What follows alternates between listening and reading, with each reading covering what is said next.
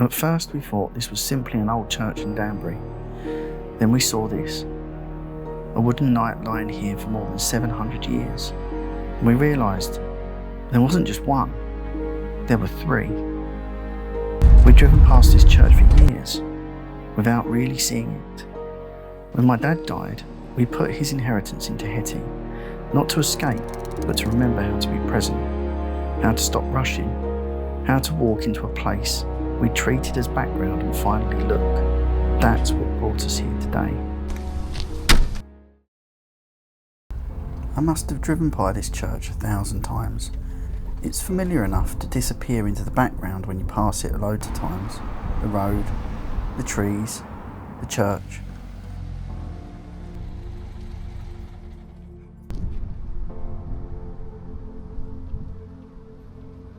One of those places you think you know because you've seen it hundreds of times before, driven by it on numerous occasions.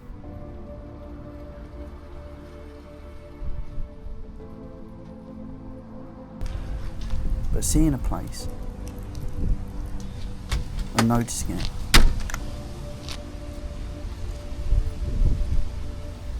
are not always the same thing. There's something slightly unsettling about when you find a place like this. Something familiar that you've driven by all your life, and yet there's something rare right under your nose. Not because it feels frightening, it doesn't.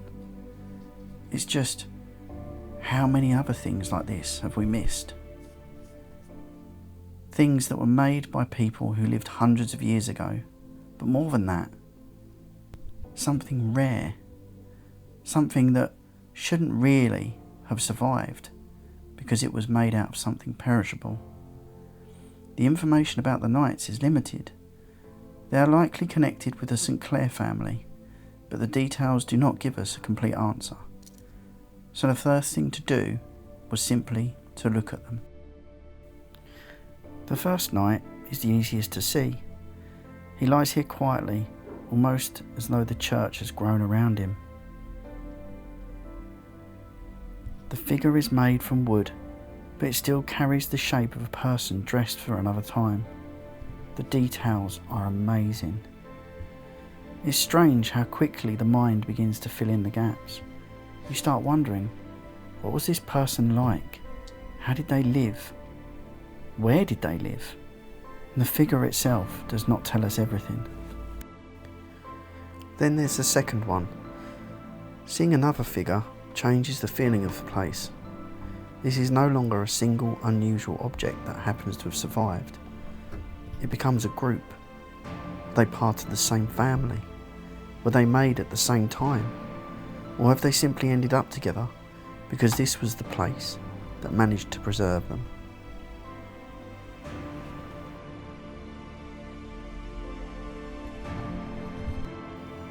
The third knight completes the group.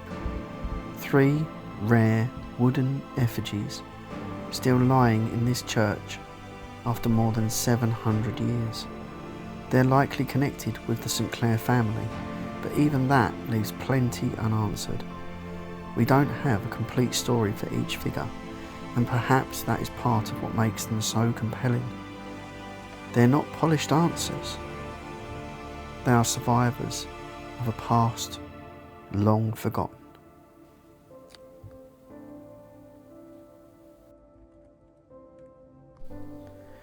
The obvious question is, who were these knights? But after spending time with them, another question began to seem much more important. Why here? Why did this particular church preserve them? And what was it about this place that made people keep returning to it?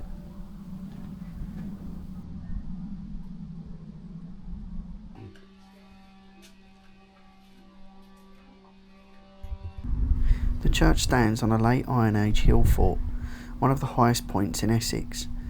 Even before the church was here, people had already recognised the importance of this ground.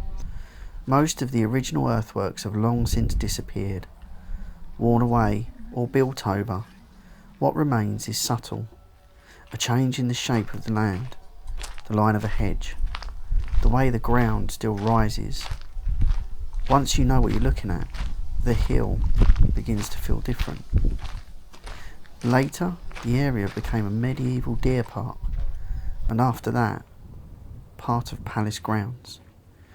Different people used the hill for different reasons, but the hill and its importance still remained.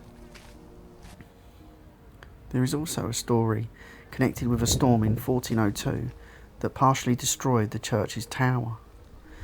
The church's own account links that story with a local legend of a visitation of a grey monk right before the tower's destruction, and the people thought that that monk was the devil. I don't want to make it into something more dramatic than the evidence allows, but it adds another layer to the place. Weather, memory, belief, the way stories remain attached to a particular place, a particular ground, over long periods of time.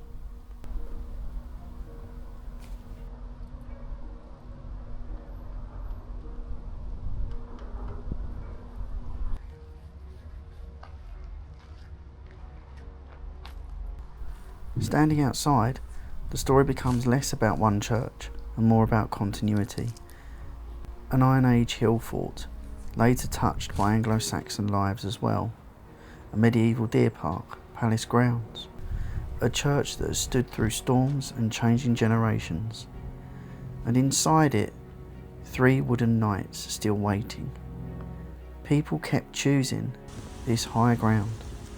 Perhaps not for the same reasons, but they kept choosing it. The knights looked slightly different. Not physically, we hadn't discovered their names, but now they sat inside a much longer story. A hill people had kept choosing for more than 2,000 years. My dad never got to see anything like this. He worked his whole life and never stopped long enough.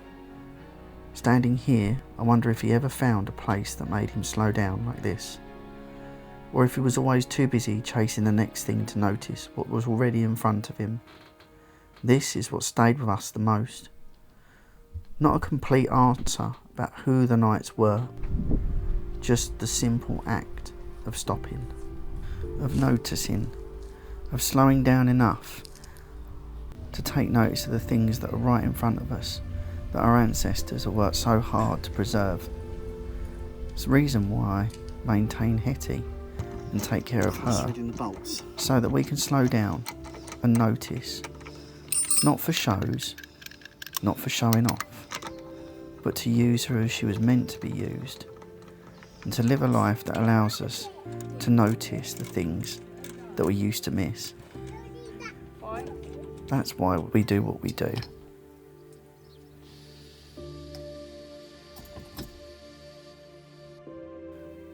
We came looking for a pretty ordinary church and found Danbury's ancient past. These 3 wooden knights that had been made, that were placed here, that meant something to someone a long time ago, that have been looked after and survived for 700 years, when really, being made out of wood, they've had no business surviving at all. That's the miracle of these things.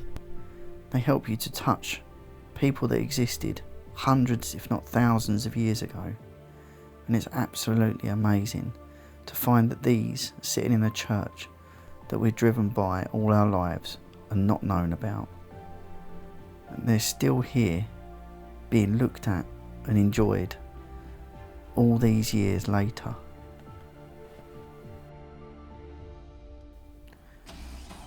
Now we know the history inside this church. It holds a whole new meaning for us. But that begs the question, what else have we driven past without seeing? Alan Watts once said, the meaning of life is just to be alive. So plain and so obvious. And yet we rush around as if we need to achieve something beyond ourselves, to prove something. Standing with those wooden knights on a hill people have kept returning to for more than 2,000 years, we felt how easy it is to miss the point. Sometimes the journey is not about going further. Sometimes it's simply about being here long enough to notice, not to miss the point, but to get it. We're here, we're alive. We need to appreciate the things that are all around us, because life is far too short not to. Thank you for spending this quiet bit of time with us and for discovering these nights with us. Until the next journey, take care.